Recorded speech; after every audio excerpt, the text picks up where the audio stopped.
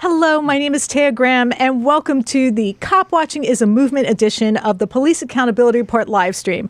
Now, before you start asking exactly what it is, I want to remind you that our show is not just about policing, it's also about the system that makes bad policing possible, which is why for almost 5 years we have been covering the work of cop watchers, people who use cell phone cameras and YouTube channels to monitor cops and fight for reform. And as I've said before on the show, we also view this collective act of resistance as a movement, not just a phenomenon. And tonight, we're going to unpack why that is true and what that movement says about the state of our country, among other things. And to do so, we will be joined by two of the best cop watchers in the business, namely the Battousai and James Freeman. And for those who don't know them, and I can't imagine there are many of our regular viewers who don't know who these two legendary cop watchers are, please let me provide a bit of background. The Battousai is a Texas cop watcher who has used his deliberate and measured style of documenting law enforcement to monitor cops. His work has not just put police on notice, it has actually made case law. That decision, known as Turner v. Driver, has cleared the way for others to do the work that he was once arrested for. But that suit is also part of an ongoing struggle with Texas law enforcement that the Battousai will be joining us to discuss. And believe me, you're going to want to hear what police are doing to squirm out of the corner he has put them in. And of course, who hasn't watched a video from our other guest, James Freeman? James has built a growing and loyal following through his unique brand of cop watching, which often involves humor and a unique juxtaposition of the power dynamics between police and citizen. Through this, he's able to expose an often overlooked aspect of American law enforcement. Often, its abuse of power is simply absurd. But recently, James turned his fight from the streets to the courts, and what's happened since court officials tried to stop him, well, we'll be discussing that tonight as well. That's because James might have some breaking news about his struggle with the court there, and the twists and turns of the ongoing battle is a story you are not going to want to miss. But before we get to both developing stories, I want to turn to my reporting partner, Stephen Janis, who has been... Stephen, are you kidding me? He's missing from the live stream again. Adam, can you locate Stephen's feed for me? Hey, Taya, what's up? How you doing? How are you? Steven, as you can see, I got this really cool chair. It's really, really nice. It's very comfortable. Stephen, you are supposed to be inside the studio. We're having a cop watcher live stream. Well, yes. Sure. I have a lot to say about cop watching. I really think cop watching is a movement that's kind of... Stephen, come inside. Inside? Please. You mean like inside? Like I can't sit? Stephen, just get inside. No chair? Okay. Got to come inside. All right. I'm coming inside. Never mind the chair. Just leave my chair out here. Goodbye, chair. Coming inside.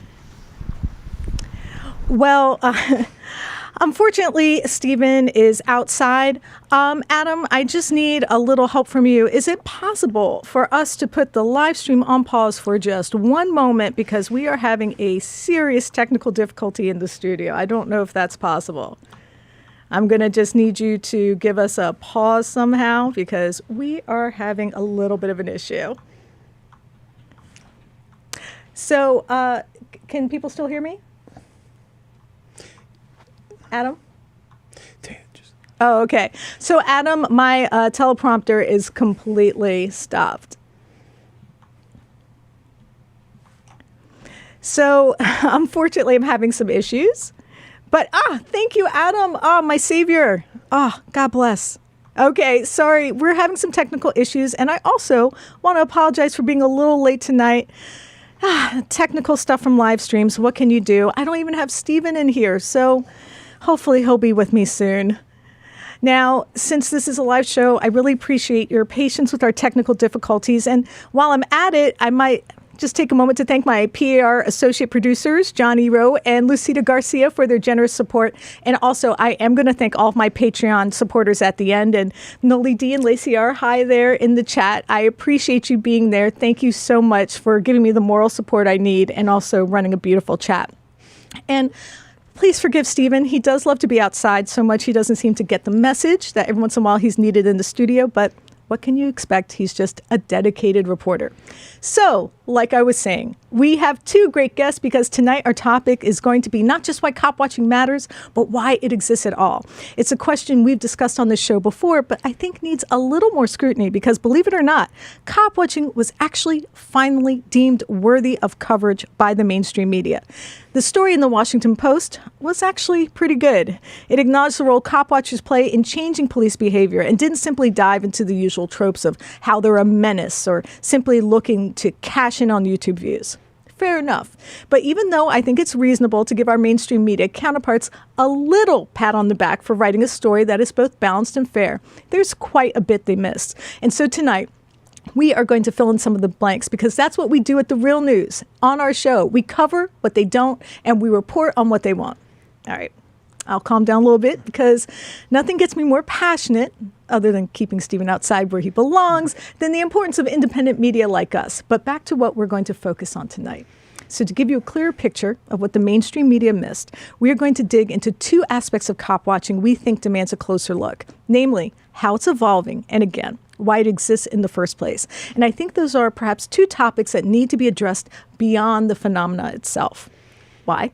Well, because as we've said before on the show, cop watching is not just a collection of YouTubers. It is also a grassroots movement. It evolved organically without the resources of elite institutions and literally out of nowhere. The fact that it exists at all is a testament to the creativity of its practitioners. It is both organic and unpredictable, and it highlights many of the societal ills in the country that the mainstream media often ignores.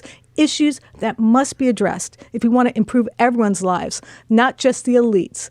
And so, Stephen, thank you for joining us. Oh, Taya, thanks. I'm finally gotten in here. Sorry it took me so long.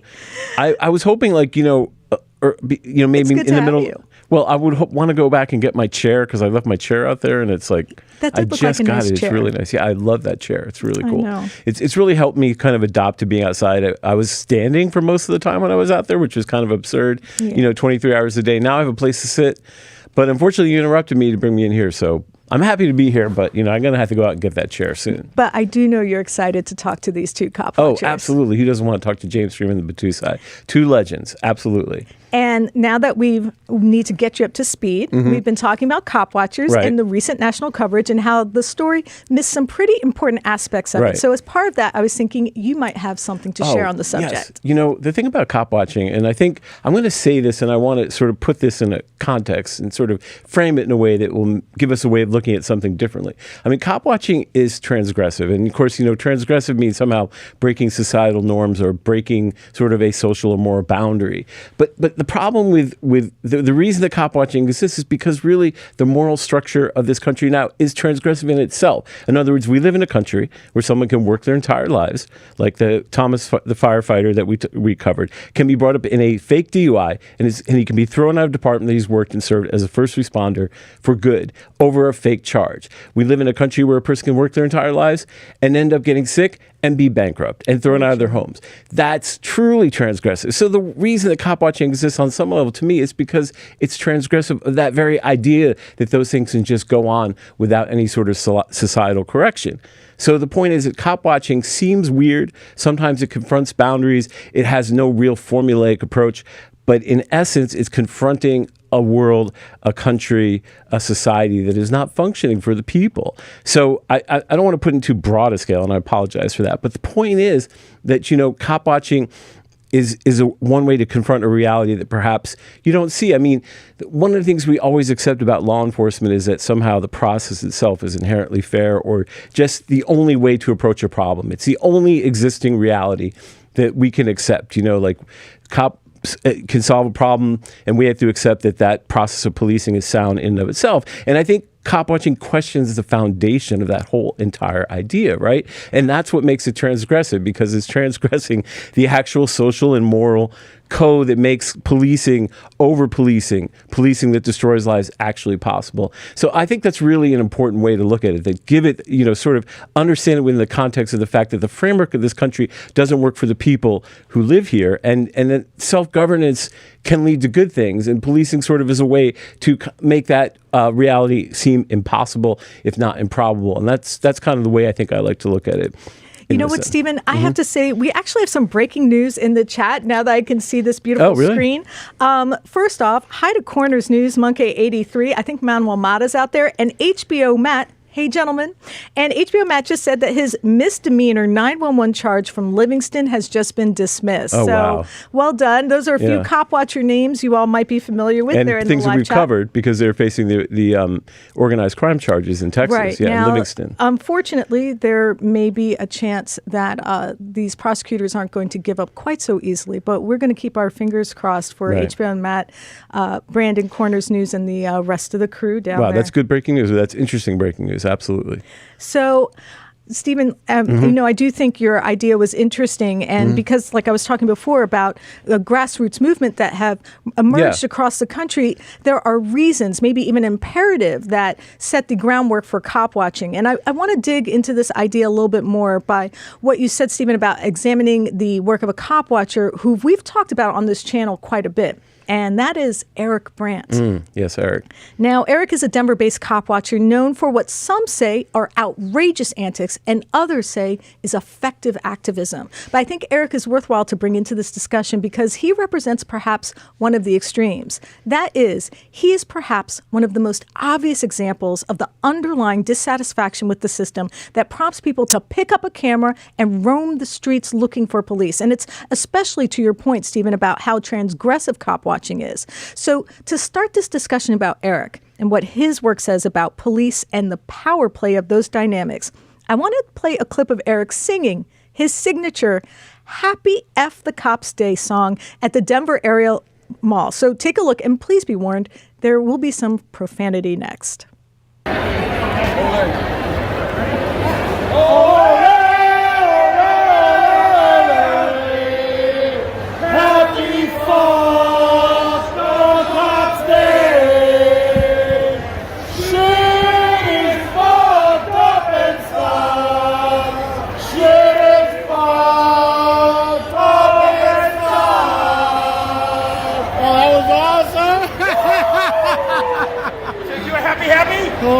I hope you're watching. Happy, happy, happy, fuck the cops day. It's every day of the week. This is how we keep them away. It's justice that we seek. Happy, fuck the cops day. Woo! Okay, now Eric's antics got him into trouble, to say the least, and later he was charged for allegedly making threats against 3 Denver judges, and he was sentenced to 12 years in prison, which many of his supporters say was overly harsh and cruel. Now, Eric has appealed and is waiting to hear if a judge will allow him to be released on an appeal bond. Now, just to be clear, we absolutely do not condone threats against anyone, but also as reporters, we feel like Eric's work and his life deserve a full accounting, even if we might personally disagree with some of his tactics. In other words, the whole point of doing what we do, report, and I use the word with a capital R, is to explore and explain stories that can sometimes make people uncomfortable. But in doing so, it also forces us to confront realities that are not always so easy to digest. And that's one of the only ways to bring about real change. Stephen, from your perspective, what is the role of a journalist when we cover people like Eric, who I would say are both highly controversial, but also extremely relevant? Yeah, I mean, I think one of the things, Taya, that is really interesting to me is that there is really a distinction, and this is sort of another aspect of the digital age that I think is worth discussing, between platforming and reporting. You know, these are two very distinct processes that are sometimes fused, and sometimes people say, well, if you cover Eric Brandt, you're platforming Eric Brandt, or if you're covering someone, you're platforming that, and that's not true, because as reporters, you know, our job is to give a fair rendering of someone's life, the complexity of someone's life or work or activism or whatever. A fair rendering, meaning we provide context. In proper cases, we push back. In other cases, we put counterfactual information so that people can make up their own minds. But the whole point is we present it in a way that's fair and broad and complex and nuanced. so that people can say, okay, I think Eric Brandt's activism is worth the tactics that he uses, or I think Eric Brandt is totally outrageous. But the point is that the people can decide. Our obligation as journalists is to answer to the people first, and that means broad and complex and nuanced reporting, which is why, our show is 23, 24, 27 minutes long, not 2 minutes or 1 minute and 30 seconds like the mainstream media. We actually take the time to unpack things in a way that gives people the option and the ability to make choices for themselves. That's how we facilitate a governance by consent. That's how we facilitate, a government and facilitate sort of an ability for people to push for change themselves based on what we report. And, it makes me think of something interesting that I learned from you when I first started reporting. You were covering a case where there were 4 or 5 women who had been murdered or disappeared, and there wasn't any other media attention on their case because these women had histories of sex work and also had criminal histories. And it made me think of something you told me, which was called a red ball, which was sort of like an insular police term that they used to say that a case that deserved to be high profile. And apparently these women didn't deserve to be high profile. But there are cases where media would pay attention and police would pay attention. And in those cases, it was a very sympathetic and very attractive victim, someone who was pure and perfect, had no criminal history.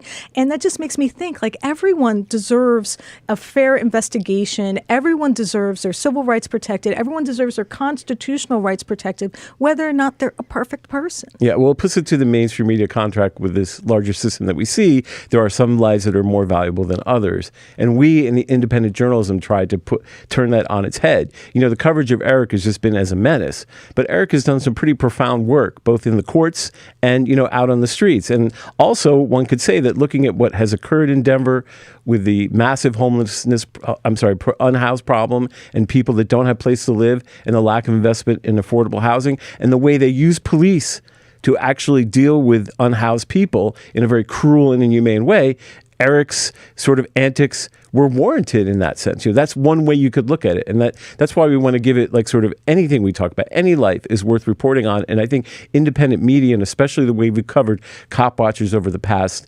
5, how long has it been? 6 years has always been to approach it, as a phenomenon deserving of the same type of complex reporting that the mainstream media gives to elites, gives to university professors, gives to politicians, gives to people with power and money and capital. Those people are always given, the in-depth reporting. We're going to look at every detail and understand their lives. And that's the function of the red ball thing, where the right type of victim would get the complete, 8-part series, and the people would just kind of disappear on the street would get nothing.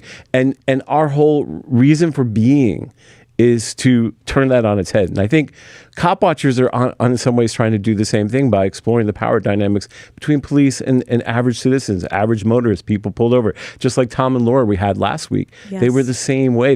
They came upon a stop by the LA County Sheriff, which has a reputation for pulling people over for pretextual reasons, and they filmed it, and they changed the power dynamics in that situation. And that's why cop watching and I think independent media kind of go hand in hand, and why we cover it. Because it's very similar to what we're doing. I mean, we're transgressive in our own right. So, That's true. Yeah. And thank you, RF is killing us softly. Thank you for understanding our technical difficulties. That's very kind. And you know what? Dustin Lenzo said something. He said, in my city, they block the scanners so people don't know what's going on. I feel like that should be against the law. Aren't we dealing with the same issue here in Baltimore with our scanners being encrypted? They moved the scanners so that, that a lot of people were tracking, people were going to crime scenes, doing what, the First Amendment allows them to do, and they hid that. And we've seen throughout, all our reporting, one thing that never works well is lack of transparency. But it also seems to go hand in hand with policing, which makes you should ask questions. And then, of course, that's why cop watchers exist, because, they're out on the streets and they don't necessarily need a scanner. A scanner would help, but sometimes they just come across stuff just randomly. And to your point, Stephen, the reason we are talking about Eric in the context of cop watching is because his approach in part answers a critical question that I raised at the beginning of the show. Why does it exist, and how is it evolving? Now, let's remember that Eric got his start as a cop watcher while he was unhoused. He was part of a group of Denver activists who pushed back against the police in a city that has a serious problem with unhoused people, which I personally witnessed when we traveled to Denver to cover Eric's sentencing.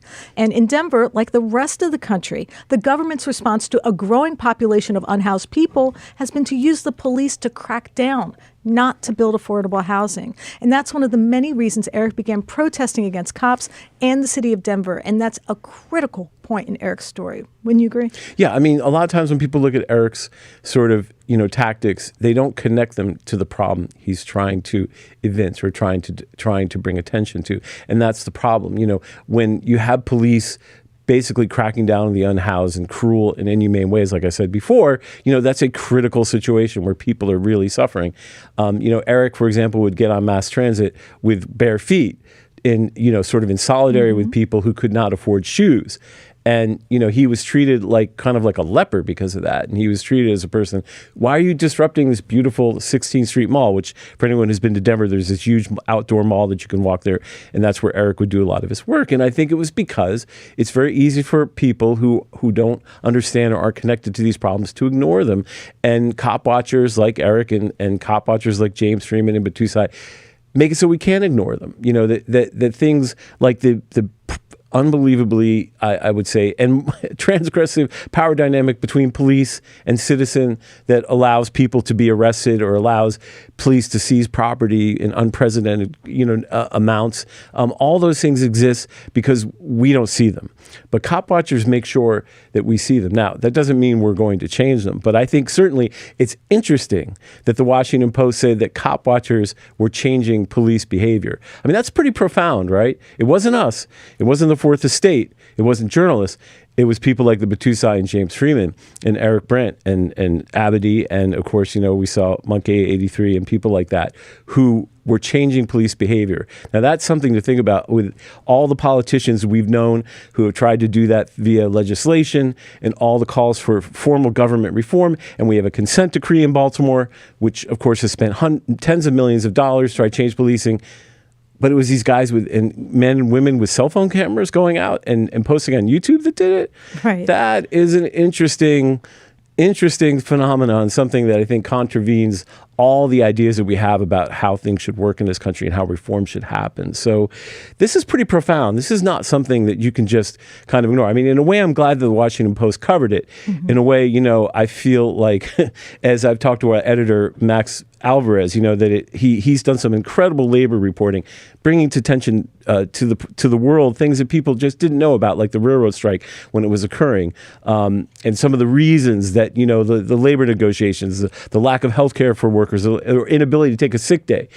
And then the mainstream media comes in and acts like they just discovered it. And I know it can be somewhat, it can be a little depressing, but I think overall it is good that cop watchers are being acknowledged because it's just too important a movement to ignore. People need to understand what this country can do when you have a grassroots movement that is totally organic and creative and innovative like James and the Battusai. So, yeah. So just so you know, side note, E.G. Butler says, get the chair or the streets will. Ghostwriter already has your chair. And Brian Yoder said, R.I.P. chair. We barely hear you. Well, let me put it to you this way. Okay, let me make a promise to everyone because a lot of people ask me questions about being outside. How do I like it? How does it affect my social life? Can I make friends? Do I get paid more? No. I get no outside pay from the Real News, but that's all right. But I am willing, if we can raise some money tonight, if we can raise a couple hundred, like $500, I am willing to do the ultimate documentary. Oh, don't say it if you don't mean it. I will do the secrets of Stephen's life outside because there's a lot of things that happen that people have no idea what happens when you're at. That's why I was so excited about the chair, because standing up or finding a place to sit, it's not easy. And so I am more than willing to do this if we can raise some money, to keep our independent journalism going, to keep us covering cop watchers and cops. But more importantly, I will put together, I had done a Stephen Outside video before. It was about 2 minutes, and people found it very enlightening. Well, I will reveal some stuff that will blow your mind. I've spent more time outside than inside in the past couple years, and it has changed me. Not just made me, have healthier skin. It's been very interesting. And actually, someone has a great question. Why do they have taxpayer unlimited budgets and states' attorneys while the public get the cheapest public defenders fresh out of law school with 100 cases a week? Is it our budget? innocent. I mean, isn't that an interesting question? Yeah, but I mean, everything in this country reflects the massive inequality, wealth inequality that has accrued over the past 40 years. And that includes institutions that are supposed to serve the public. So the fact that, that there's very little money put towards public defenders shouldn't surprise anybody, because the criminal justice system, in many ways, many of the reasons that we don't trust it is because it has been bent to the will of the unequal. And so in that sense, it's no surprise, it's not a surprise that resources to defend people's rights would be considered to be, would be scarce. And that would be, obviously bending to the will of how the legal system sows inequality, reinforces inequality, and creates the boundaries to make inequality possible. So you can't make these boundaries and maintain them if you're actually adequately funding people's defense of their rights. That doesn't make any sense. So in a sense, it's just a recognition of the reality of the way this country is structured. I have to say there does seem to not be a total consensus in the chat on whether or not Eric Brandt should be in prison for 12 years. Yeah. But I'll let the chat sort it out. We don't opine. And as Eric told us when we interviewed him about his life, his demand for better treatment and an end to police harassment of Denver's unhoused community was almost completely ignored. That is until he discovered a relatively effective but simple trick, what he called the 8 magic letters. Let's watch as he explains what they were. And again, profanity warning. I did sidewalk chalk. I got arrested for sidewalk chalk. So then, What was on the sign? okay, so I started doing sidewalk chalk. The sidewalk chalk I drew was at City Hall. It was an upside down pig with little wiggly lines on his legs. Huge, by the way, like 8 feet. I put a Westminster police badge, or a badge with a W on it, and big tears flowing out into a big puddle underneath it. And I wrote, "Make a pig wail and you'll go to jail." And I did. The cop that arrested me just went to federal prison for raping a woman in the back of his patrol car, after the feds charged him with civil rights violation because the state gave him 90 days. So he arrested you for a chalk? Arrested me for that chalk in particular. And a giant scales of justice bent over to one side that said, "Chalk will wash away, injustice stains to stay." And I did all kinds of chalk all over Westminster. I went on a rampage. I had just discovered the magic 8 letters. And I discovered that because this same cop that kept giving me trouble pissed me off one day. I was building a float for a bicycle trailer because I found a bunch of chicken wire and knew immediately what I was going to do with it. I was making a big upside down pig, and my friend Nicole, she says, "You should make a middle finger that comes out of the butthole that says fuck the police." That was a great idea, except this angle was more machinery. I could do this angle better, so I did this angle, and I just had a piece of foam core that I cut with a knife and wrote "fuck cops" on it. I thought 8 letters would be better than "fuck the police" if you're going to be driving by it, and it was my prototype, and it was working. And Drew Smith pissed me off again one day. And so I snatched that damn thing off the top of my float and I stuck it on a stick and I walked Rusty down the street with it. I went 6 blocks round trip. I had a bottle of water thrown at me. I had people take pictures. I had people cheer me. I had horns honking. And I went back to the house and I'm like, guys, I have found the magic 8 letters. What were they? Fuck cops. And why were those magic? Now, what I think is interesting about this is not the letter themselves, but how the focus on policing led to some intriguing results. Stephen, can you talk a little bit about that? Yeah, it's really interesting because in Denver, they were spending putting very little resources into homeless, unhoused people and helping unhoused people find housing. Most was going to police and law enforcement. And even in this year, the budget's about $600 million for public safety, but Denver, in the last budget, is spending about $240 million on the unhoused and on building affordable housing and trying to address this problem. Now, causation is not always correlation. We can't say that it was Eric Brandt that completely shifted the focus. But you can't deny that this man's work and the people like Abity, who's a Liberty Freak, and Brian Loma and Monkey 83 and other people who worked with him assiduously in Denver didn't have an effect on how Denver, the city, and Denver, the metropolitan region, has approached, the unhoused. $250 million is a lot of money, and I can't help but think that if I would say, non-traditional tactics were used. I mean, remember that cop watchers are faced with a dilemma that does not face people in the mainstream media who sort of have the power structures of cable TV. How do you get an audience? How do you get people to pay attention? These things are dire. These things, unhoused people die every day in this country. So, you can... I totally understand why some people might say that Eric's tactics are offensive, and that is fair. But you have to look at the gravity of the problem, and you have to look at what happened. I mean, the fact that Denver is spending this much money has become so heavily conscious of the unhoused problem. I think you have to give some credit to the activists who worked to make this problem, more obvious to people and to go up and down the 16th Street Mall and not let them ignore it, because it's very easy to ignore. And, so I think that change can be somewhat credited. And that's why sometimes unorthodox transgressive tactics have a better effect than, let's say, just sitting in a couch and talking to a professor about a problem. It's not pretty, it's ugly, it forces us to confront an ugly reality. But on the other hand, you can't quibble with sometimes the effectiveness of it. And in the sense, I think even the mainstream media coverage of cop watching acknowledge that oftentimes is confrontational and the tactics are, unconventional. But as they admitted, it does have results. Oh, and by the way, hi, Joe Cool. Hey, and Joe I think Cool. I saw a ghostwriter out there. Ghostwriter's out there? I think so. I think I saw him. Well, Ghostwriter has my chair now, so hopefully Ghostwriter will give it back. So, like you mentioned, Eric's use of the 8 magic letters was offensive to some, but was actually quite enlightening to others. And it was a prism, so to speak, to see Denver's affluence in a different light, to view the rampant evidence of income inequality in cities like Denver, not just as an inevitable reality, but also the type of social neglect that is just as unjust as it is currently inevitable.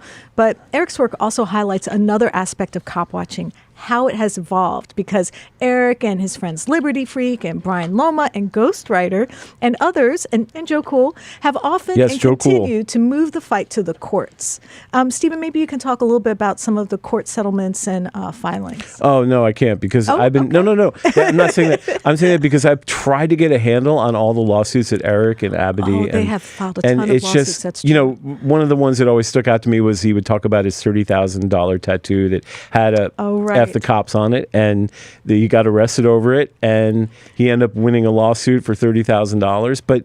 But Eric is, prolific filer of lawsuits. Yes. He was arrested for trying to inform juries that they could nullify charges. That was a really important and that went all the way to won. the Denver Supreme Court, and they ruled in his favor that his arrest was illegal. They arrested him on 6 felony counts. They were trying to really, and then of course, the famous suit with Liberty Freak, over the police officers interfering in their right to record, which made it all the way to the top of the 10th Circuit Court of Appeals.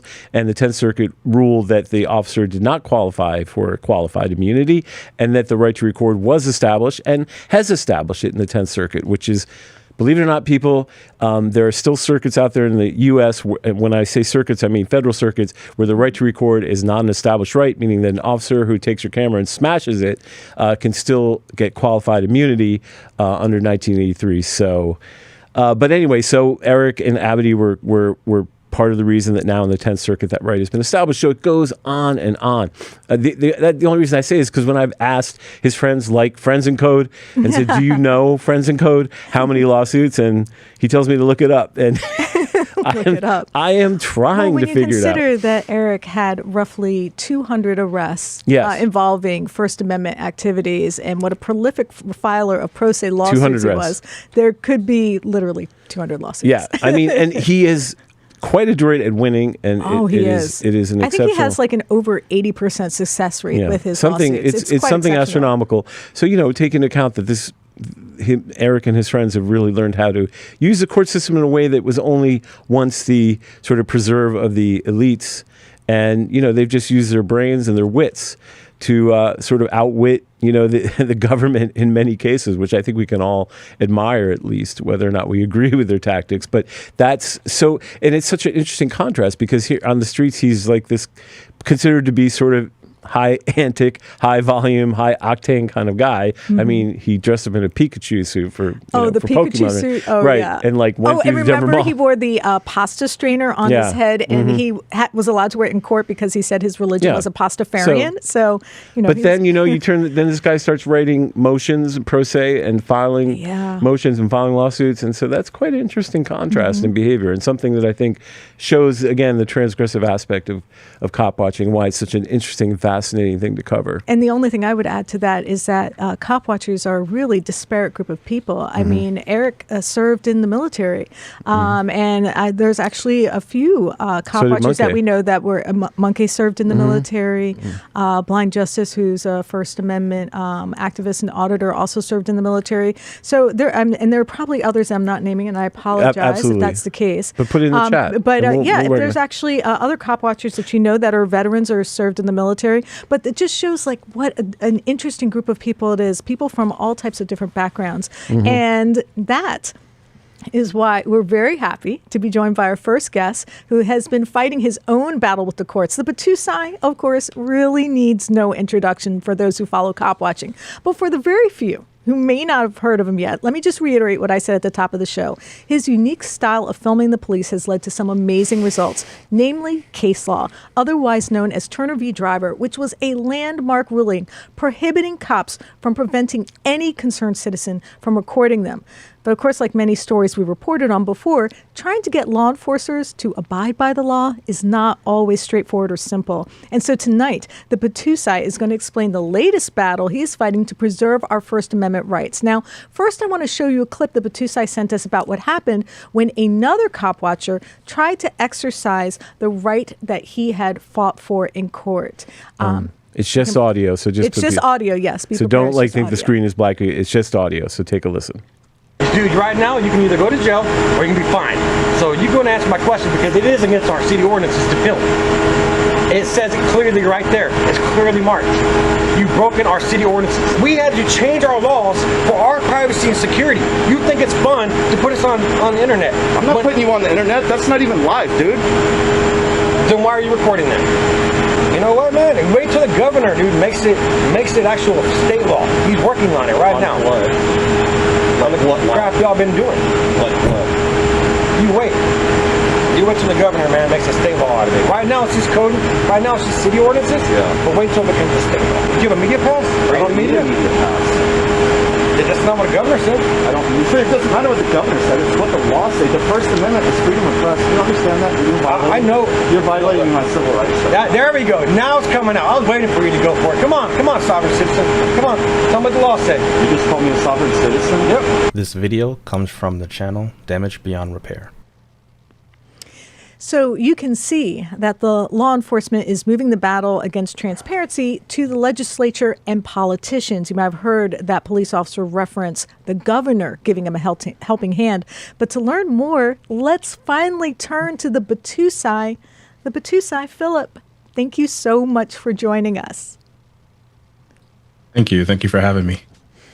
It is great to have you. And so I guess, okay, we've brought up a lot of different topics, but the first thing I have to ask you is your thoughts on the Washington Post article.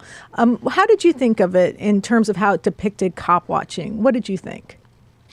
I wanted to say it was a fair assessment. I do believe it was spot on.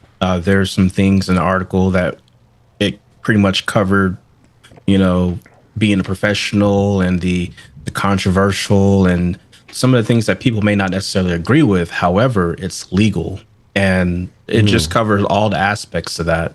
And it just goes to show you like how big the movement's actually getting and more people are being more aware of this movement. Well, be honest, was it as good as our coverage of cop watching? You can't do that to them. That's okay. You don't have to answer that question. You do not have to answer that. But I want to ask you, because, Turner v. Driver is, of course, a momentous decision. But it appears that you're dealing with some pushback on, how the court sort of handed down the decision, and that it seems like some of the towns are not exactly complying with the spirit of what that decision said. Is that true? And can you talk about that? So, oh man, I could probably go on for about a solid 2 minutes for this. So I'm gonna try to sum this up as best as I can. Go ahead. Go ahead. So we all know Turner v. Driver pretty much establishes that you have the right to record police officers. However, that is subject to time, place, manner restrictions, and it pretty much left the decision up to the municipalities to come up with their own restrictions. However, those restrictions would have to be very narrowly tailored to serve a governmental interest, meaning that the city can come up with their own, like, hey, when an officer tells you, hey, you're too close, can you take a step back? However, that has to be reasonable. No court or no appellate court has ruled on a specific distance. And in fact, most people reference the guilt case saying that, well, 10 feet was established in that case. Well, that's not correct. The 10 feet was just a fact. That was just describing the incident and his proximity to the situation that he was recording. Now, they did establish that you do have the right to record police officers and that he was within or about 10 feet away from the incident. However, that case law does not establish a 10-foot buffer or 10-foot distance or set distance. In fact, no court has. Wow. So that's when Corrigan happened, where Corrigan came up with their own city ordinance. And when I'm telling you, like, Corrigan, Texas, so people know, right? Yes, Corrigan, Texas. And they just literally went off the rails, just making up their own laws and rules, pretty much almost criminalizing recording police activity. In fact, the reasoning behind that is kind of like bizarre. For most people who don't know, if you haven't read the lawsuit pretty much states that there was a former chief of police who was pretty much outed out, and they put in a new police chief. The community was not happy about that.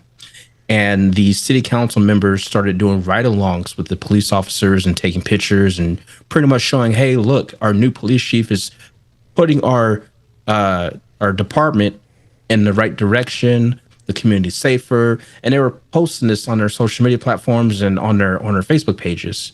However, when cop watchers and other people started recording those encounters, they decided to criminalize it. So it was okay for the city council members and the city officials to do it, but not for you and me, basically. Wow. So I'm hoping that we have mediation September 21st, and we're going to pretty much discuss what the options are and what we're going to do.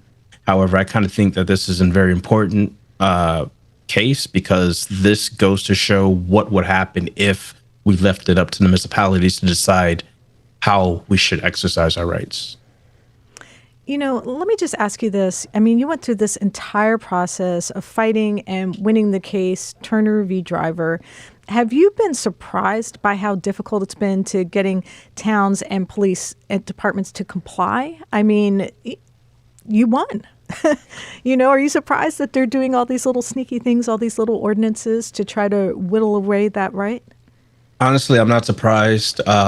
It's been an ongoing thing with police officers where they try to prevent you from record. First, it was the flashlights and the camera trying to blind you, and then they will park their vehicle in front of you. And in James Freeman's case, they put up police tape to try to move him all the way back. Right. And now they're playing copyrighted music over them while you're talking to them, and while they're talking to you, they're playing copyrighted music and hoping that your video won't be monetized or it could be possibly taken down. So they're finding these loopholes and these workarounds to prevent people from exercising their rights, and sharing that and disseminating that with the public. What do you think they're afraid of being recorded? Especially given your approach is just really to record, not to confront. What exactly do you think they're afraid of? Why would they let council people to post pictures, but when a cop watcher is standing there not interfering, why are they so fearful of your camera? It's one camera they can't control, and it's a threat to their narrative.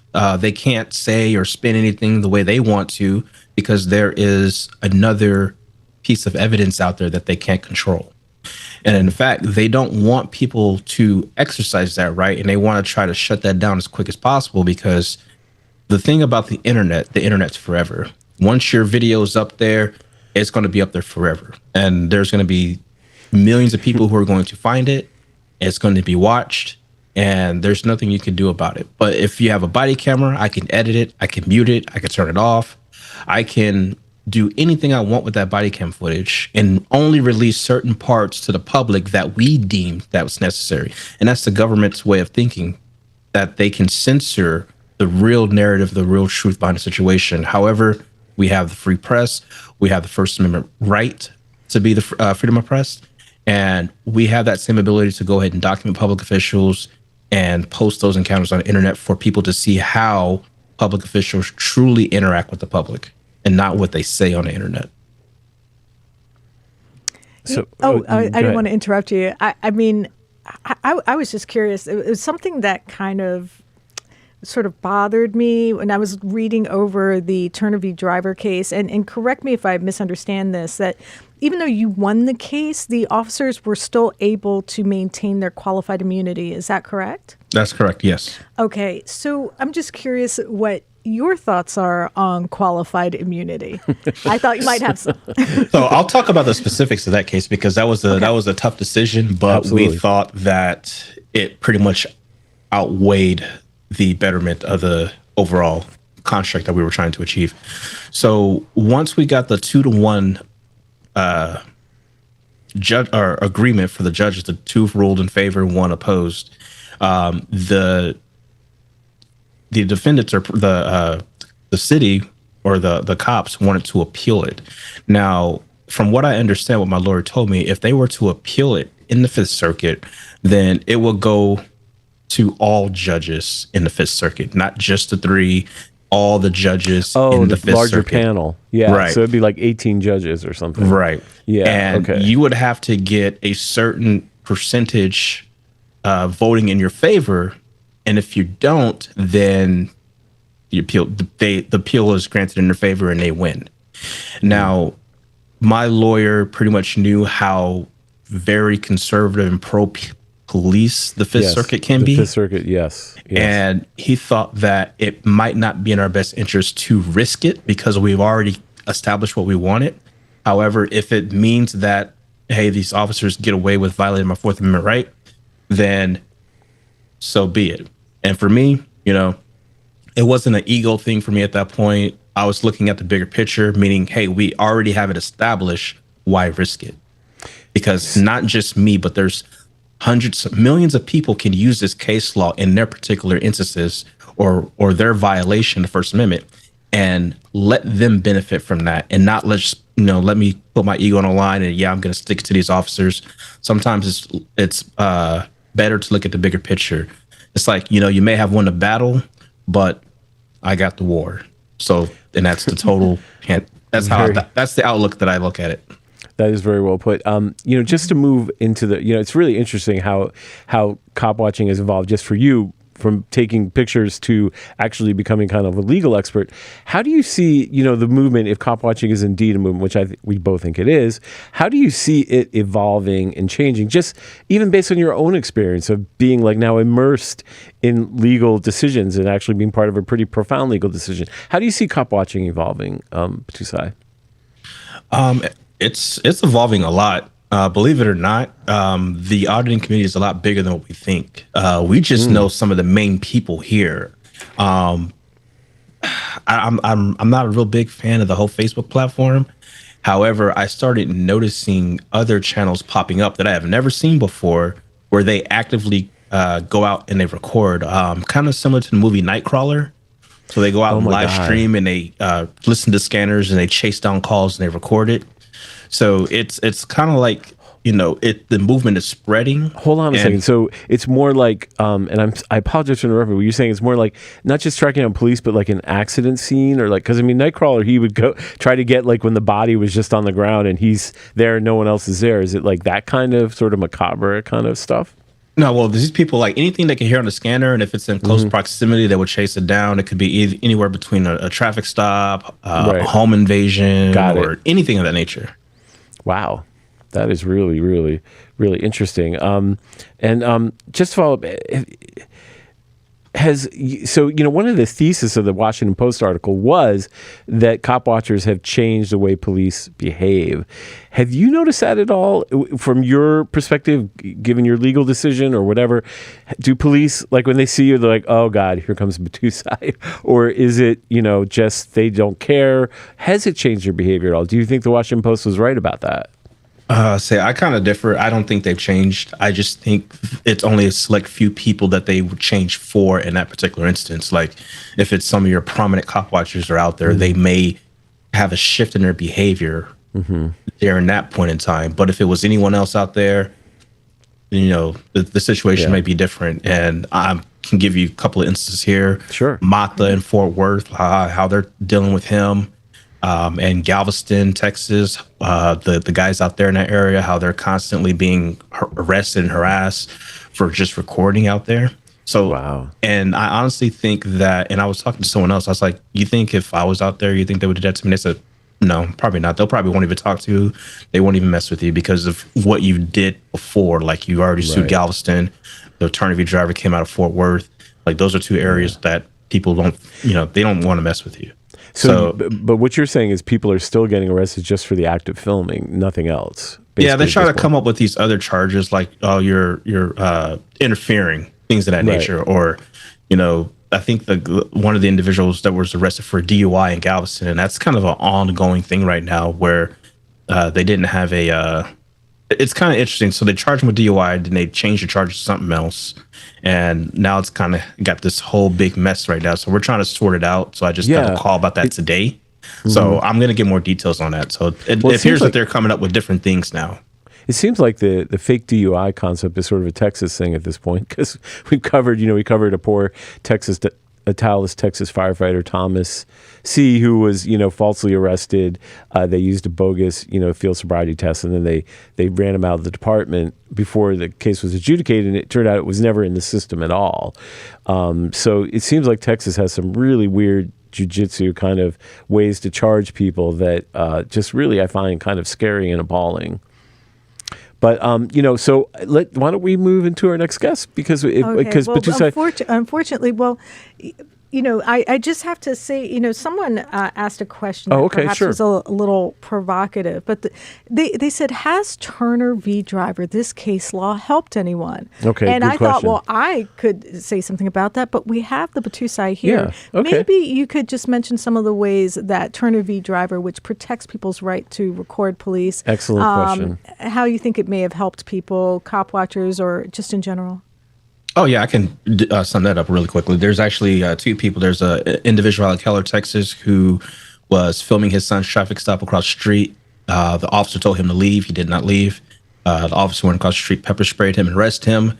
And I believe that officer was disciplined. I'm not sure if he was fired. I'm not sure. But the officers and the lawyers settled out of court for somewhere around $250,000 because they knew the officer would lose qualified immunity. Lake Jackson, there was an individual that I helped help retain a lawyer, and he was arrested for filming license plates, but it was a traffic accident. So it was really ridiculous, and they pretty much arrested him, injured him, and they settled out of court for 6 figures. So it seems that these cops are still trying to get away with it. However, it's costing the city. But in the Lake Jackson incident, that officer was fired, and he tried to go to another department, and he had to disclose that information to that department that he was applying for, and they turned him down. So he's not a police officer anymore. The second officer that was involved, Mendoza, he's still with the department, but he was suspended for a couple of days. But it seemed more to me, it was like a slap on the wrist. And I have talked to a couple of lawyers who said that, hey, we've actually used your case law in some instances.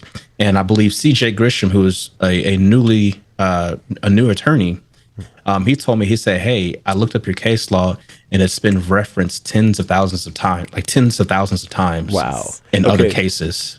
I think we can clearly say to our audience that Battusai brings the receipts. Yes, he does. When you push back on him, and he has a receipt, so to question whether or not Turner v. Driver. Yeah. And so it's people made a little bit of an impact. One thing that I think is profound about that case law is that, yes, qualified immunity ends up adding a whole bunch of extra steps to a lawsuit, because first you have to, if an officer interferes with your recording, you have to go through the process of deciding whether or not he or she was not aware that the right was established and therefore has qualified immunity. Well, Battousai's lawsuit just precludes that whole battle. It's clear in the Fifth Circuit, which he is right, is a highly conservative circuit. The right to record police is firmly established. So any police officer who tries that kind of stuff isn't going to be able to take the qualified immunity shield.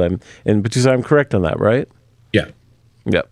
So now we know. Wow. And that's really important. Now we know now, for sure. And I think I just saw freedom to film there, and I think he is being supported in a lawsuit. He has an amicus brief and some support from the ACLU. Is this in our chat? Yeah, freedom to film is in the chat. I think they have a lawsuit in Indiana. Please let me know if I have if I am mistaken. So, right now we can say undoubtedly that this is a movement. I mean, yes, the people are in our chat. We have a gajillion cop watchers in our chat. That is beautiful. That is a beautiful thing. Bring it on. Delete laws. I mean, the names are flying by so quickly, so please don't take it to heart if I accidentally miss a name. But I saw Joe Cool. I saw Sip Can See a Higher Power. Oh, Sip Can See. Okay. It's good to see you, Sip. The funniest cop. Well, there are a lot of funny cop watchers. Our next cop watcher is very funny, but Sip the Higher Power is. I don't know, Battousai, if you've seen any of his stuff, but it's absolutely hilarious. But anyway, go ahead. James, I'm not familiar. Who's James? No, I'm just kidding. I love James. We've talked a lot. I respect his work, and I watch his videos. I'm a subscriber, so anything that he puts out, I watch. So who is James Freeman? You know what? I'd love to see that support. That's something that I think really made me want to engage even more with the cop watcher community. It's a real community. Is seeing how they support each other, and it's not just the cop watchers, but the mods, like people like Noli D and Lacey R. They help organize like bail, and they help people connect with each other. I mean, it's really. Let me amazing. make this really clear. When I'm outside and I finally get arrested for just being outside for too damn long, I'm calling on the cop watchers to bail me out. I hope I'm going to ask our people out in the audience, you guys, if I stay outside too long and cops finally are like, you're going and we're going to lock you up, I am asking you for help to make my bail. Yes. Okay? So please, thank you. I concur. Okay.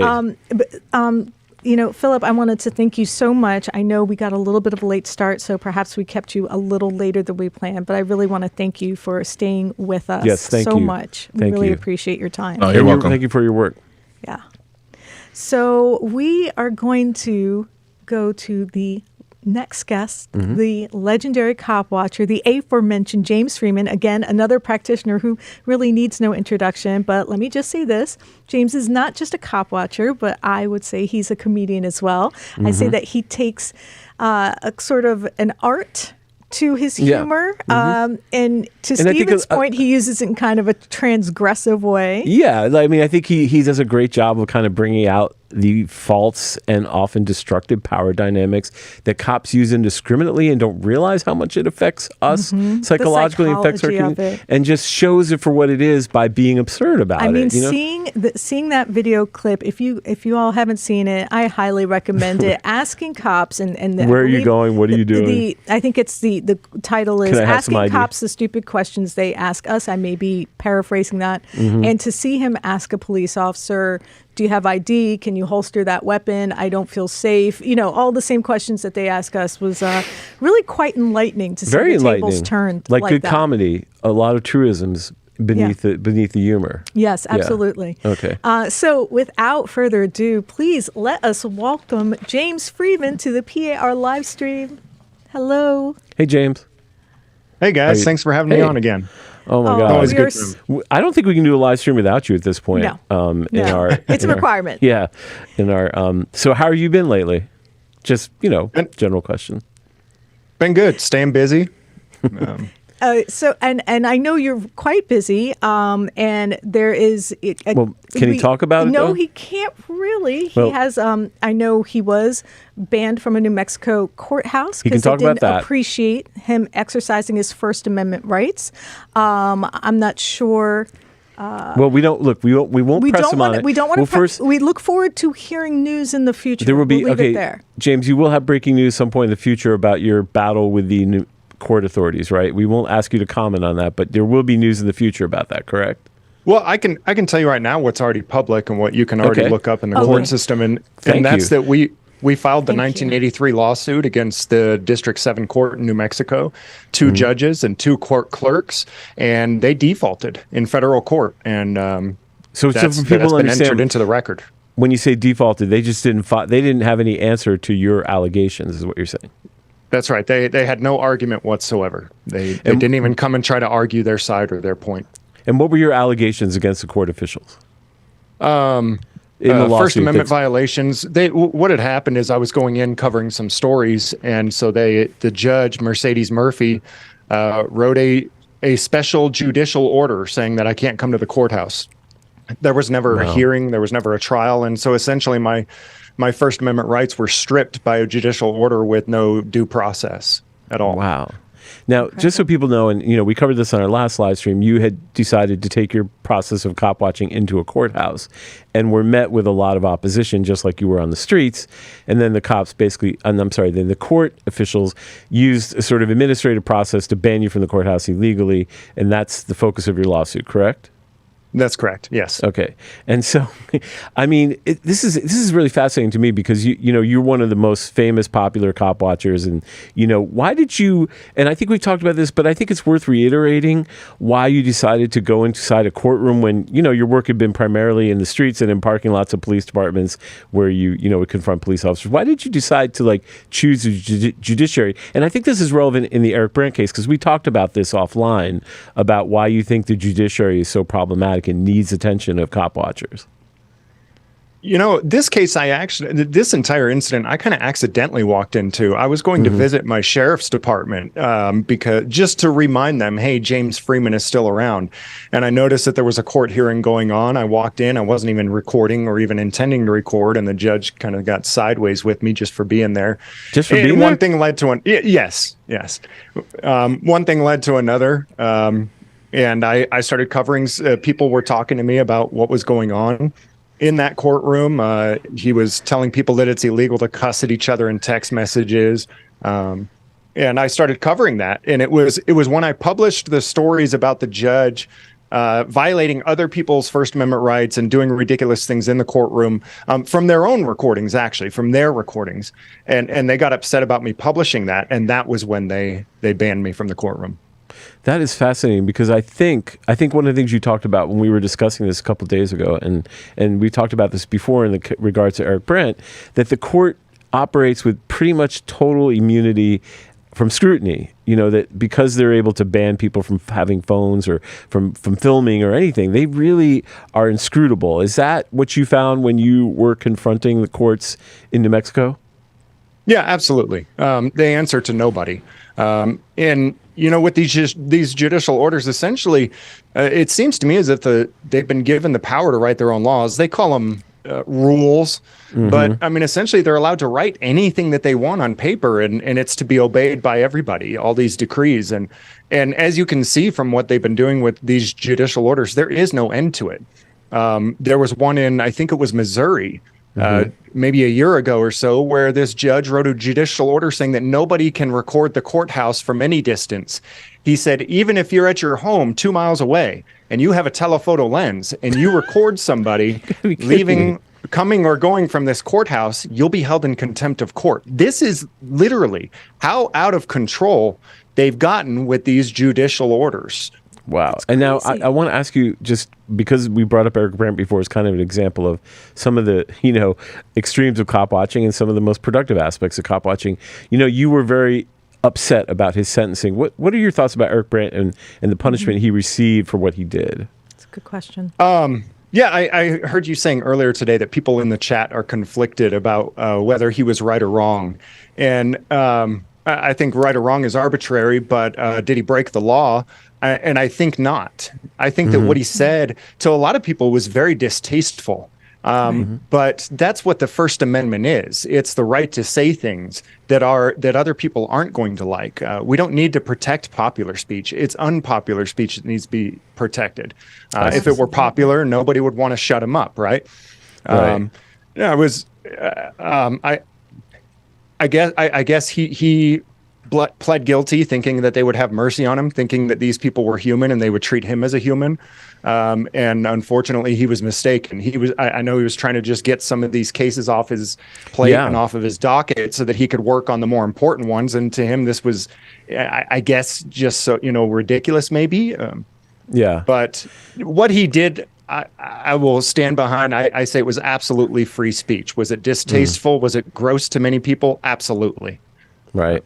Well, it was interesting because you actually, you monitor the sentencing, and the judge said some very bizarre things during the sentencing about, punishment, and they were just very weird how it went. And I don't think anyone expected 12 years. And I think people need to understand that yes, Eric said offensive things, but he didn't do anything violent, and he's spending 12 years behind bars. That's pretty hard to understand, given that people who have committed violent crimes and things that are much more impactful have gotten much shorter sentences.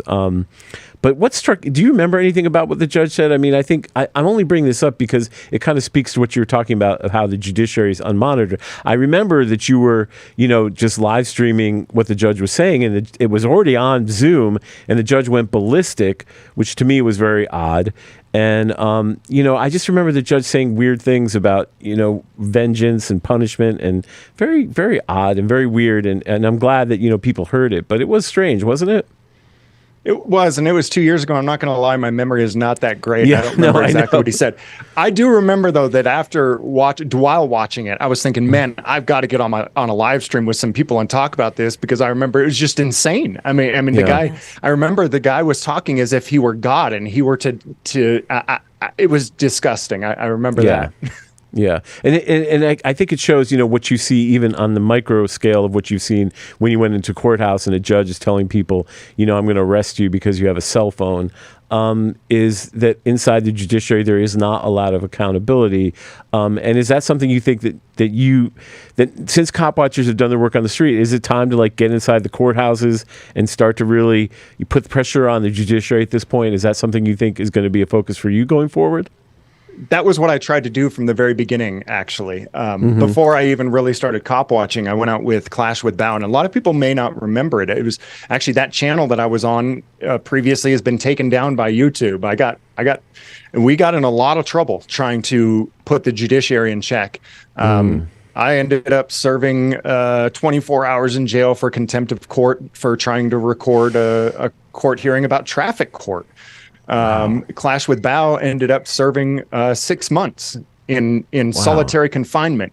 And we realized at that point it was a seriously uphill battle. I mean, we were getting nowhere. We were getting nothing but brick walls and jail time. And to me, it seemed as if the public and the audience wasn't even ready for it yet either. The people who were watching, the cop watching and stuff, were going, well, you got to have order and decorum in the courtroom. And nobody was trying to take order and decorum away. Silently sitting there reading, recording and documenting what's going on has nothing to do with taking away order and decorum. Yeah, that's really interesting. So do you think, first of all, I want to ask you a question just, because of the Washington Post article. Are you surprised at how your channel has 600, I don't know how many. Does it have 800,000 subscribers? Have you been surprised how many people have shown this much interest in the movement, including the pinnacle of mainstream media? Does that surprise you? And what do you think that means about cop watching now? I don't know. I can tell you that I could tell early on that people want to be entertained more than they want to be educated. And so I realized early on that if we were going to reach people, we were going to have to be fun. It was going to have to be exciting and fun and entertaining. And I think there's a lot of guys out there who have done a really good job of doing that. And so I think it is very, very slowly becoming a little more mainstream for people to realize, hey, maybe, just maybe, our government is not perfect and they should be checked and balanced. It's really, it's interesting that you just kind of intuited that. Do you have a background in television, or is this something just came naturally? You just figured this out? Because it's kind of fascinating how the cop watchers collectively kind of figured out, we can't just straightforward just go blah, blah, blah. There has to be some, drama to the whole thing.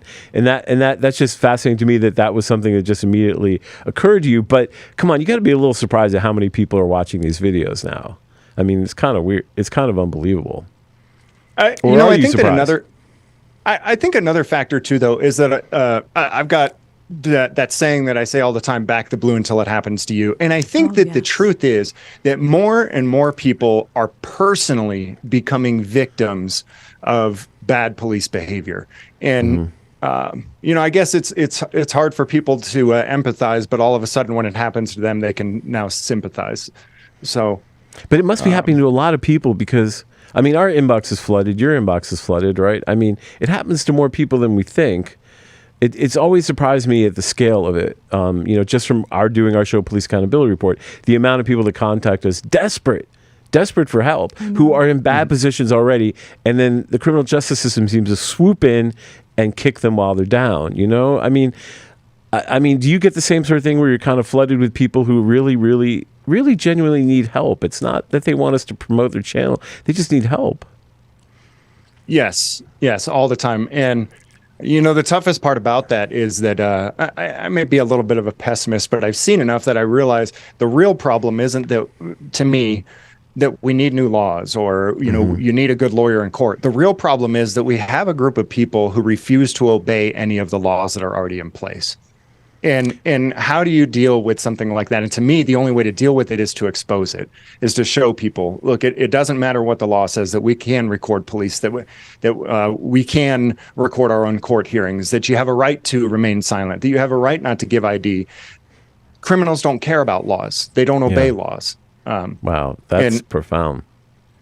I mean, you're talking about our justice system just doesn't obey the same laws that they're meant to enforce, is what you're saying. Yeah, or even the laws that they make for themselves, for that matter. They don't obey those. Right. Well, cool. I did have a question, and this might be something that folks in the audience, Hype Limits, know already. And hi, Monkey83. Oh, just for the record, Monkey83, Cop Watcher, is in the chat.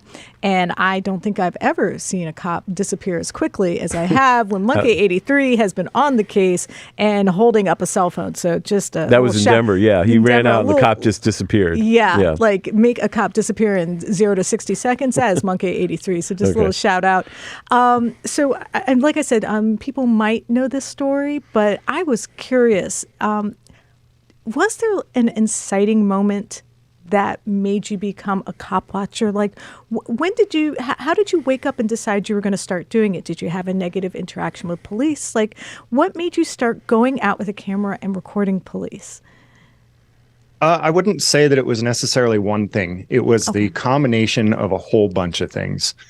I would say that maybe 8 to 10 years ago, you would have found me back in the blue. But I believed in law and order. I wanted to live in a society of law and order. And I was unfortunately coming to the realization real quickly that the police were the ones committing crimes more often than not. I came to the realization that government had done more harm to me personally than any private criminal ever had taken more from me than any private criminal ever had. Yeah. So it was a combination of things. I was traveling back and forth between Texas and Arizona a lot at the time because I lived in Texas, owned a business there, and had family back in Arizona. We ended up driving through an inland border patrol checkpoint every time we went through. And I started getting sick of being stopped. I never crossed the border, and I got sick of being stopped all the time and asked questions. And finally, I decided, you know what, I'm not gonna answer your questions, and sat there for 10 minutes and kind of scolded the border patrol agent and basically told him he needed to rethink his life and asked him if his mother knew what he was doing. And oh wow! I posted that online, and I was actually just wanted to share that video with 4 or 5 friends at home and couldn't figure out how to share a file that big. And my buddy says, hey, just upload it to YouTube. It's the best place to share a file like that. God. So I did. It was set to public. And these other cop watchers or auditors, I had never even heard of it at the time, had grabbed that video, started sharing it around. And 2 weeks later, that video had 500,000 views. Wow. And they said, James, you got to go out and do this more often. Wow. That's incredible. What a story. What an origin story. Yeah, I like that superhero origin story. Yeah. Oh, I love that so much. Wow. I know we kept you for a long time, but we have to ask you, I mean, now that the mainstream media is finally starting to pay a little bit of attention, acknowledging that this work has impact, What do you see in sort of the future of cop watching? Do you think it's evolving? Do you think it's changing? Do you think where the battle is going to be fought is going to switch more from the sidewalks to the courtrooms? I mean, where do you see it heading? What do you think is going to happen next? Do you think more people are going to jump in? I can't say for sure. I can only say where I would like to see it go, and that's towards accountability for government on all levels, for all branches of government. We all talk about qualified immunity. I do all the time. It needs to go away.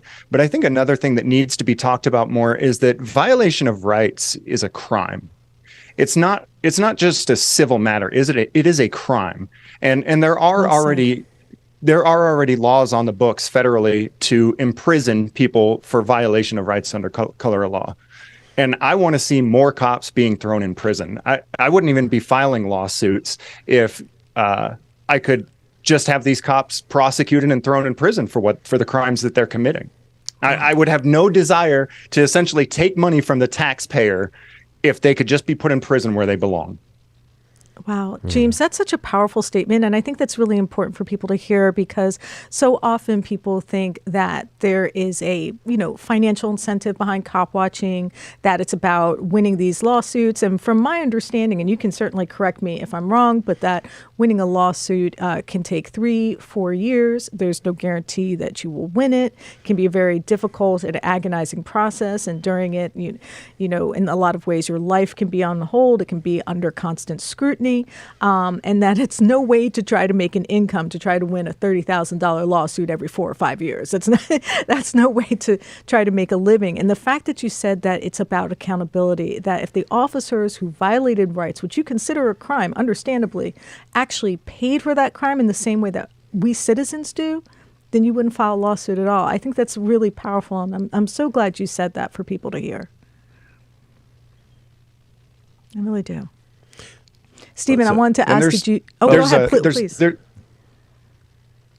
There's even recent examples. I can't remember who, I think I might be losing signal. No, we have you. Dropped out for a second. Oh, we dropped out. Okay. Well, I will say this. You're back? Oh, good. Oh, am I here? Yes. Yep.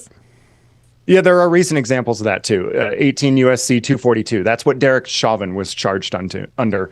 And then recently in California, there are 10 cops that have been charged under that as well. And so, the law is there. It just needs to be implemented and used. Well, excellent. More point. often. Yes. Excellent point. I agree. And, yeah. I mean, because we've seen how one illegal arrest, unconstitutional arrest, can ruin someone's life. Absolutely. If there's no repercussions, police have very little incentive not to do it because, I think they enjoy it, and I think it gives them stats and all sorts of other things. And, so I think James makes an excellent point. But I also would love to see the cop watching power turned to governance in general, because there are so many boards and hearings and council meetings and subcommittees that get very little attention that, unfortunately, they're probably not going to be as dramatic, but still revelatory. So I would love to see cameras show up at the Board of Estimates meeting. Yeah, our Board of Estimates meetings, all sorts of things. I think that would be a great compliment. Because there's so many, Stephen, I'm so glad you said that, because there are so many aspects of governance that really deserve a camera on them. Scrutiny. And if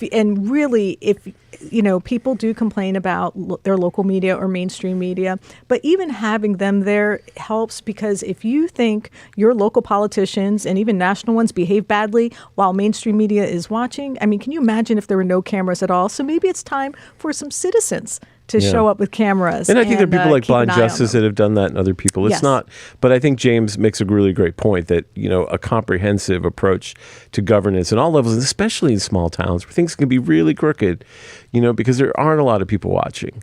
Not so much maybe in places like Baltimore where we have more, we have 4 television stations, but small towns where people really can do whatever they want. I think it's a great idea.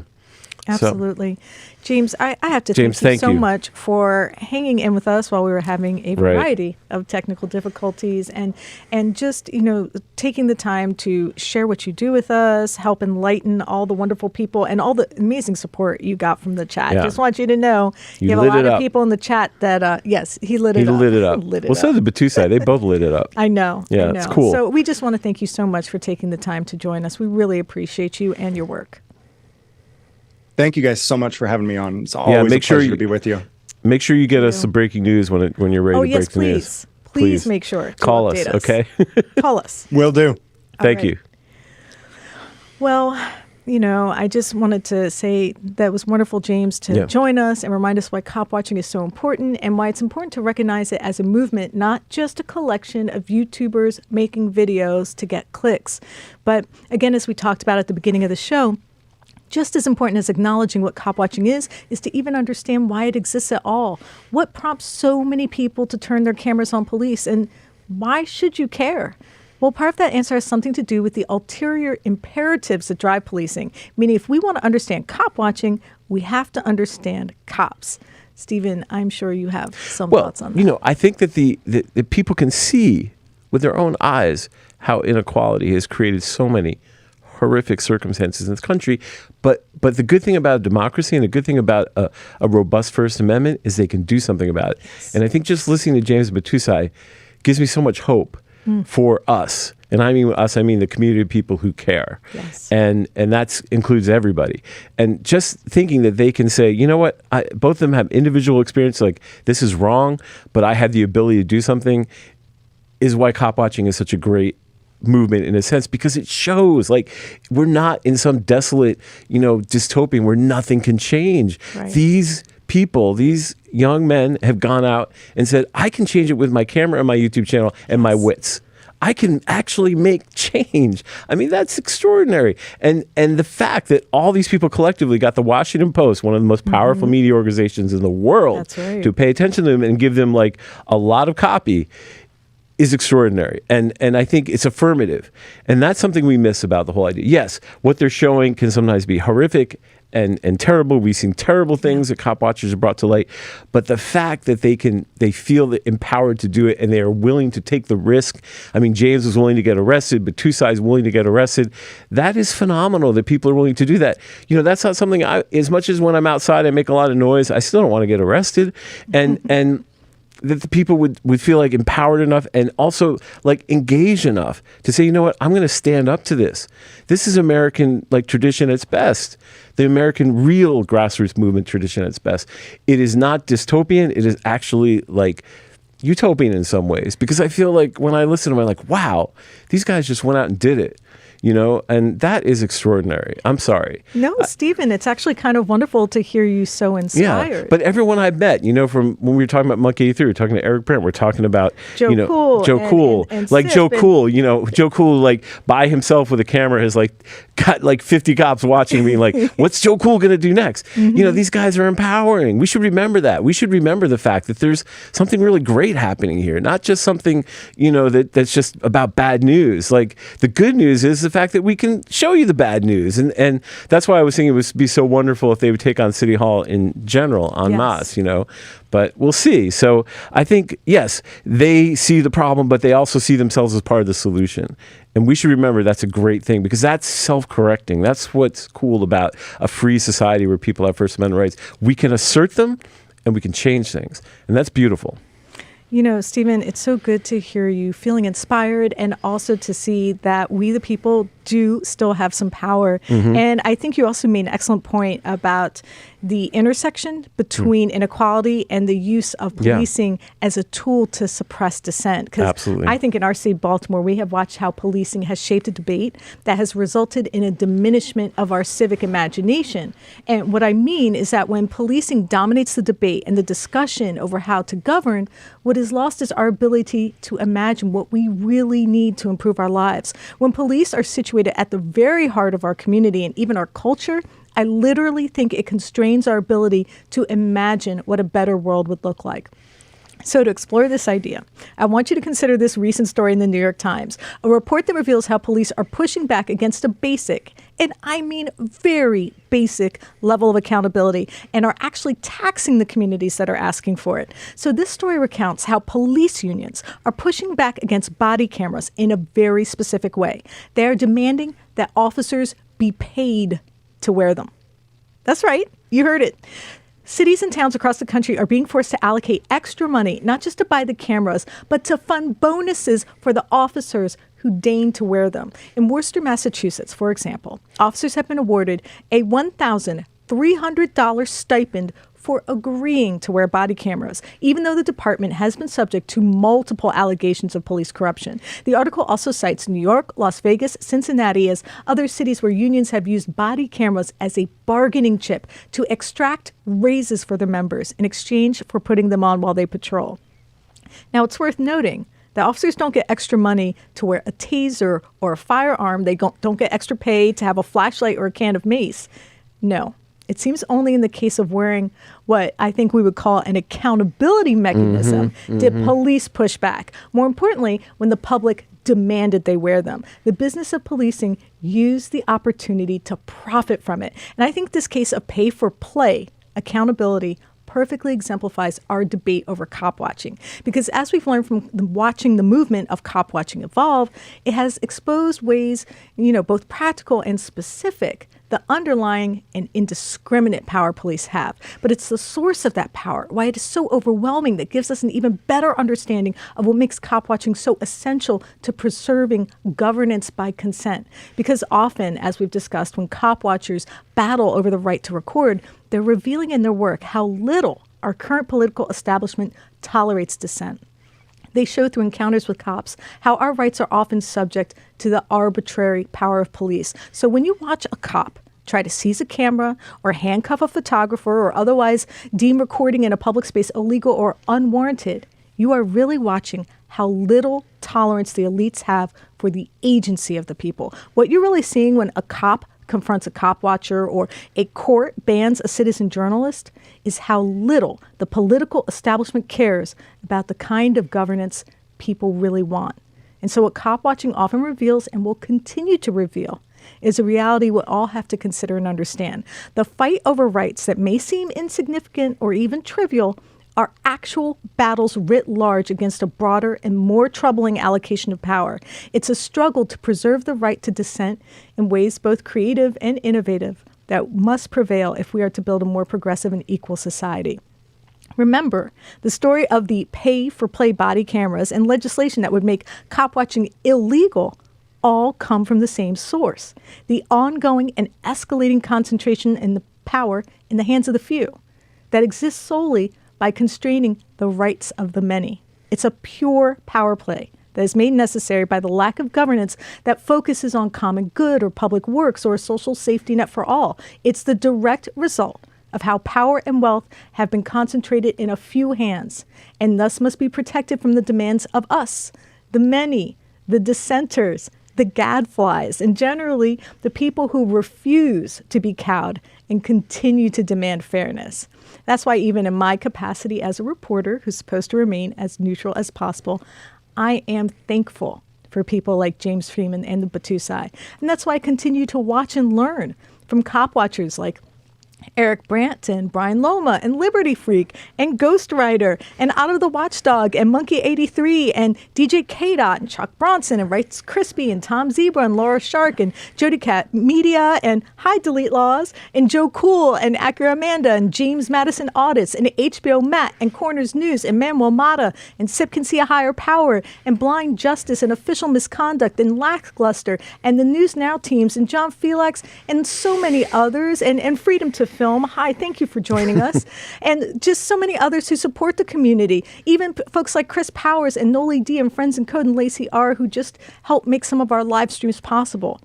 I mean, that's why we dedicated our last show in its entirety to the work of Tom Zebra and Laura Sharp. Yes. 2 wonderful cop watchers who continue to patrol the streets of Los Angeles, shedding light on the over-policing of the LA County Sheriff's Department. And that's why we're working on a longer project that will document the work of all the aforementioned men and women who refuse to put down their cell phone cameras. And that's why we will continue to do this show. Because if they can put their freedom on the line to do it, and I mean all of the cop watchers out there, and all the cop watchers that are in our chat right now, if you guys can continue to put your freedom on the line to do this, the least we can do is continue to report on it. And the least I can do is stay outside. Hey, I'll do my part. Just to let you know, the chair is gone. It's gone. Oh, the pain. The pain. You'll be outside I lost shortly. my chair. You'll be outside shortly. Do you think Max will buy me another one? I wouldn't count on it. Okay. I wouldn't count on it. Well, I'll ask. So for everyone who stuck with us to the very end, I just want to thank you all for being so patient with us, for being patient with some of our technical difficulties, for being a wonderful chat. I wish I could have said hi to every single person there, but I have to make a point of saying thank you to Noli D and Lacey R for being there and helping make the live chat an awesome experience. And I have to also thank my amazing patrons as well. So if you were a patron and you hung in here for this whole time, thank you so much.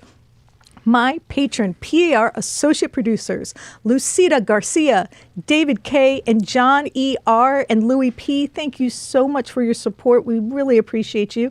And then I have my patron super friends, Chris R, Pineapple Girl, Shane B, and of course, my wonderful official patrons who are the backbone of the show. And I'm going to read your first name and your last initial because I don't want to accidentally reveal any personal information. Okay. Michael W., Jodis, Joseph P., Marvin G., Dur Devil, Nope, Patty, Angela True T, Zira M, Kemi, XXXX, Kenneth Lawrence K, Blibbits, Dante Kipke S, John M, Joe 6, Sixth Estate AZ, Kyle R, Calvin M, Stephen D, Rod B, Celeste D S, PT, Just My 2 Cents, Talia B, Tamara A, John K, True Tube Live, and of course, the friends of PAR who help give me the moral support to keep going. Knowing that you all care enough to show your support means the world to me. And I appreciate each and every one of you, including David W., Rahina O., Frank F.K., Mary M.C., Mike D., Linda O., Chris M., Dean C., Prove All Things Audits, Cameron J., Farmer Jane USA,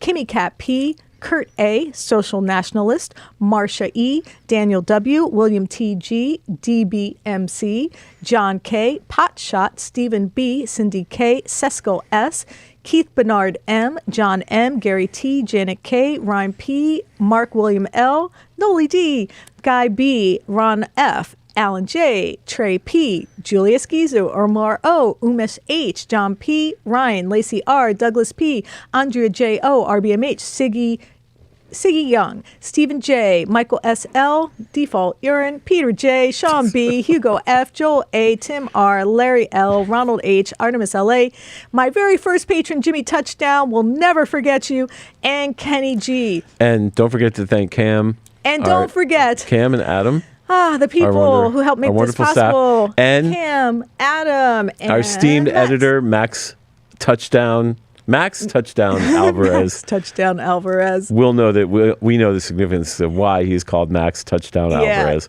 He likes to call audibles. He likes to call audibles, and he showboats before he gets to the end zone. You know what? He taunts you with the ball. This stream is still live, so maybe you should save that. Okay. All right. Everybody, thank you all for sticking around to the very, very bitter end. We appreciate you so much. We're done with all my thanks. And now I just hope you feel as inspired as we do to go out into the world and help demand your rights. Do what you feel is best to demand accountability and transparency and to make sure your civil rights and liberties are respected. I will admit I myself am hesitant to go up to Baltimore City police officers and cop watch. So that might not be your best way to hold police accountable and demand transparency, but we all can find a way to make this world a better place. And I feel confident you will go out and find yours. Stephen, you are free to go out and roam the great outdoors. Wonderful. I will be gone soon. Be gone. Thank you to everyone who stayed and for joining me tonight and being patient with us. As always, please Be safe out there. See you soon on another Thursday night, 9 p.m. Eastern Time for the Police Accountability Report. Take care.